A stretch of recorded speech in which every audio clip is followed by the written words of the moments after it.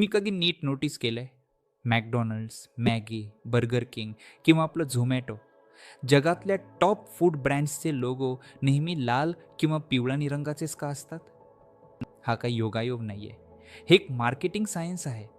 सायकॉलॉजीनुसार लाल आणि पिवळा रंग तुमची भूक आणि उत्साह वाढवतात.